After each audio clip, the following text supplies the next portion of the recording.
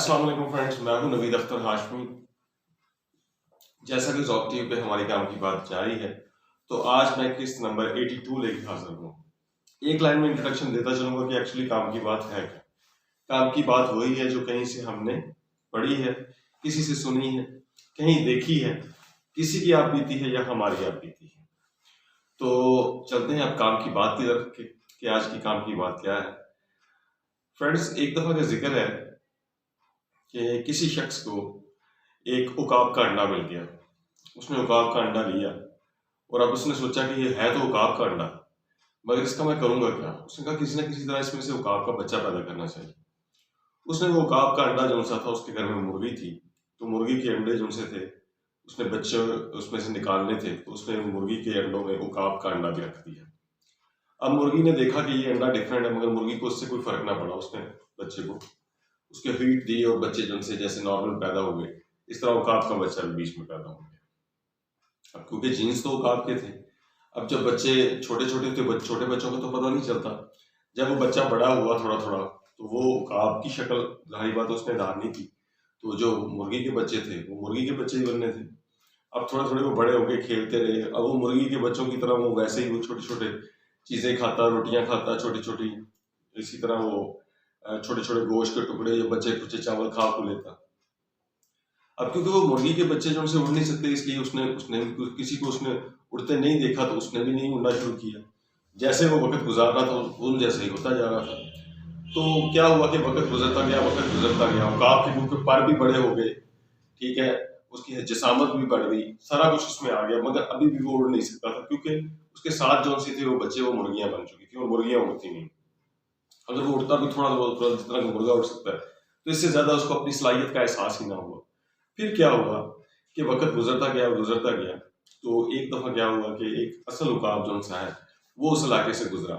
जब इलाके से गुजरा तो उस उकाब ने जो मुर्गी के बच्चों के साथ मिला था, उसने देखा कि ये जो उकाब गुजर रहा है ये है तो मेरे जैसा, ये ऊपर उड़ रहा है और मैं नीचे बैठा हूँ। तो उसने अपने जो बहन भाई थे, ठीक है ना, जो उसकी कंपनी थी जिनके साथ वो पला बड़ा था, उसने उनसे पूछा कि ये कौन है। तो उसने कहा कि ये उकाब है, ये जो सा ना जंगल, ये जो परिंदों का बादशाह है, ये तो बहुत ऊंचा ऊपर चला जाता है, कई 100 किलोमीटर तक ऊपर जा सकता है, ठीक है, ये बड़े बड़े परिंदों को मार सकता है, बड़े बड़े जानवरों को मार सकता है, ये बड़ा खूंखार है, बड़ा खतरनाक है, इसकी बड़ी दहशत है इसकी। उसने कहा मैं तो इनसे सोचूंगा, तुम खैर तो है, तुम तो हमारे साथ पैदा हुए, तुम हमारे जैसे, तुम्हारी शक्ल भी हमारे जैसी, तुम हमारे जैसे, तुम इस जैसे नहीं हो, इसलिए जो सा ना उसके ख्वाब भूल जाओ और हमारे साथ जिंदगी गुजारो, जैसे हम करते हैं बस वैसे गुजारो।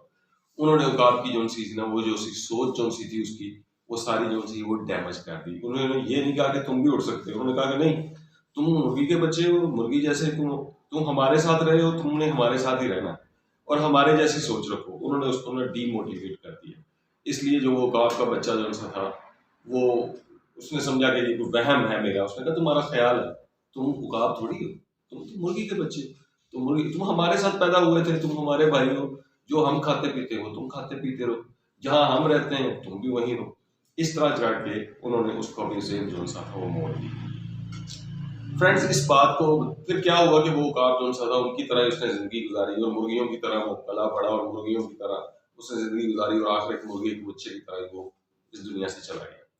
अब बात सिर्फ इतनी सी है फ्रेंड्स कि हम जो से हैं, हम मुसलमान हैं, अल्लाह का शुक्र है, ठीक है। हमारी मुसलमानों ने, आपको पता है कि पूरी दुनिया एक तब फतह हो जानी थी अगर बीच में कोई और मसाइल ना आते, ठीक है। तो बहर जुल्मात में दौड़ा दिए घोड़े हमने, हर जगह मुसलमान पहुंचे, पूरी दुनिया में मुसलमानों जो से है वो है। मोहम्मद बिन कासिम 17 साल की उम्र में आके यहाँ सिंध पे कब्जा कर लेता है, ठीक है। तो ये इलाका जो सा है बेसिकली यहाँ जो सा है वो गुलामी ज्यादा रही है। तो यहाँ जो इन्वायरमेंट था गुलामी को प्रमोट, जो ताकतवर था वो जो सा वो दूसरों को दबा के रखता था और दूसरों को प्रमोट नहीं होने देता था। ये फिलॉसफी और ये सोच ऐसी है कि जिसकी वजह से हम आज लोग चांद पे और मरीख पे प्लाट बुक कर रहे हैं, और हमारे आप जाके देखें देहातों में कि लोग आज भी कच्ची दीवारों में रह रहे हैं। इस दौर में कच्ची दीवारों में रह रहे हैं और सड़कें नहीं है, बारिश आ जाती है तो पानी खड़ा हो जाता है। सिर्फ क्या है कि हमारी सोच भी नहीं, उन्होंने हमारे अंदर जो हमें जो सा एक अल्लाह ताला ने हमें जो दिया है ना, कि हम बेसिकली सबसे ज़्यादा तरक्की का जिक्र जो है वो कुरान में है, ठीक है, सोच बदलने का।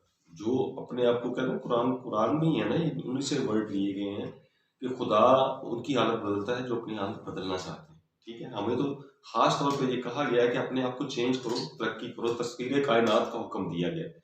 मगर हम करते क्या हैं, हम उसी सोच पे लगे रहते हैं, सिर्फ ये कि हमारे साथ वाले लोग जो उनसे हैं वो हमारी तरक्की बर्दाश्त नहीं कर सकते। अगर हम कुछ कहना भी चाहेंगे ना, हम कुछ करना भी चाहेंगे, तो वो किसी ना किसी तरह हमें डीमोटिवेट कर देंगे, हमें गिरा के रख देंगे, हमारे तमाम प्लान्स के ऊपर पानी फेर देंगे, जिसकी वजह से मगर जो लोग नहीं मानते, जो इन बातों में नहीं आते, वो कहीं के कहीं निकल जाते हैं।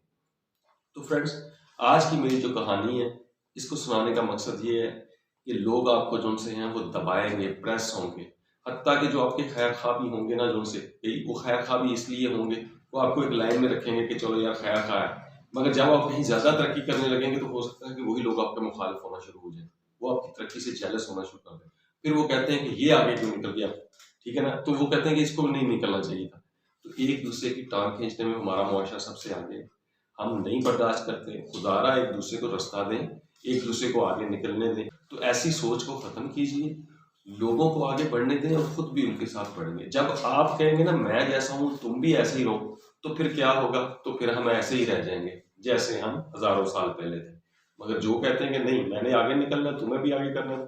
अच्छा, जब कोई तरक्की की बात होती है तो ये हो सकता है कि मैं अकेला तरक्की कर जाऊं और सारा जो सा वो सारे लोग जो उनसे वो गरीब रह जाएं और सारे जट रह जाएं और सारे जो उनसे हैं वो उनका जिंदगी का स्टैंड, फिर आपकी अकेले की क्या वैल्यू है, आपकी अकेले की क्या वैल्यू हो सकता है, आपकी मोहल्ले में तो बड़ी वैल्यू है मगर बाहर आपको कौन जानेगा।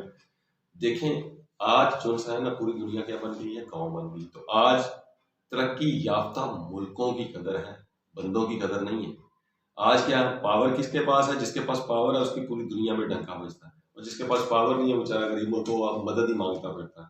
तो हमारे मुल्क क्या करते हैं, भीख मांगते फिरते हैं, इस वजह से कि हमने एक दूसरे को रास्ता नहीं दिया, हमने एक दूसरे को आगे बढ़ने का मौका नहीं दिया।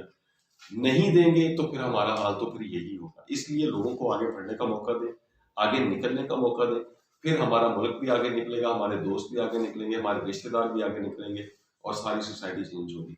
तो अपनी सोच को बदलिए, बेहतरी लेके आइए, लोगों को मोटिवेट कीजिए ना कि उनको डीमोटिवेट कीजिए, उनके मोराल को बुलंद कीजिए ना कि उनको उनके मोराल को जो है वो डिग्रेड ना करें उनको, ठीक है। और सेल्फ रिस्पेक्ट दें लोगों को, ठीक है। उनको बताएं कि आप दुनिया की सबसे बेहतरीन कौम है, आप दुनिया के सबसे बेहतरीन दिमाग है। जब ये सोच हमारे अंदर आएगी तो इंशाअल्लाह ताला हम तरक्की जरूर करेंगे। मुझे उम्मीद है कि ये छोटी सी वीडियो आपको पसंद आई होगी। अगर आपको ये वीडियो पसंद आई हो तो इसको शेयर कीजिए और अपने फ्रेंड्स और स्टूडेंट्स को रिकमेंड कीजिए। बहुत बहुत शुक्रिया। यहाँ से नवीद अख्तर हाशमी को इजाज़त दीजिए। अल्लाह हाफिज़।